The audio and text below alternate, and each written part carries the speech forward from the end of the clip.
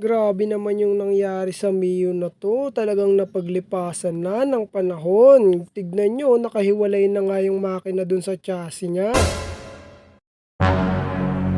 At ito nga pala yung aking napaglumaan na Mio Soul 2008 model. Grabe naman talaga yan, natambak na yan ng ilang taon.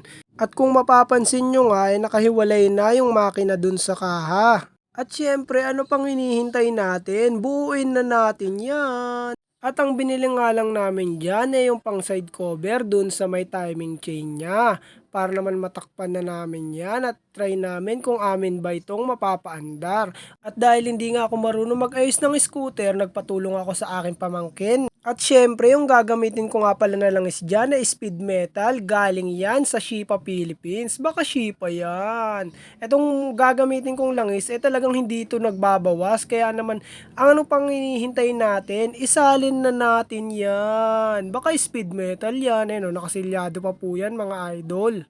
Salin na po natin para naman tuloy-tuloy ang ating paggawa sa ating motorsiklo. At syempre, ikabit na rin natin ng maayos yung karburador at tornilyuhan para naman wala na tayo maging problema mamaya kapag atin na itong papaandar. At syempre nga pala, shoutout sa aking pamangkin dyan. Baka e-my works yan at kinakabit niya na nga po dyan yung goma ng makina ng motor para naman magmukha ring stock at malinis kapag ka atin na itong ginagamit. Ayan o, baka e-my works yan. At syempre, ito na nga, ikakabit na namin yung makina dun sa kanyang chassis. Inilabas ko na muna dun sa tambakan. Grabe, napako pa ako dyan, ayun oh.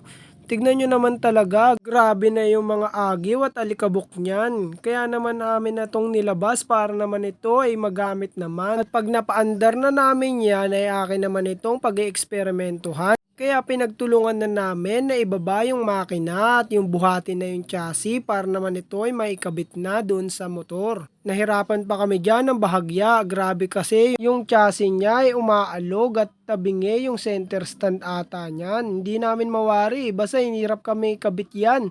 Kaya naman napagdesisyon na namin na magpalit na lang at siya na lang ang magsentro doon sa butas. Ako na lang yung tagabuhat. Yan o, kinabit niya na yung tornilyo dyan para naman maikabit na ng maayos.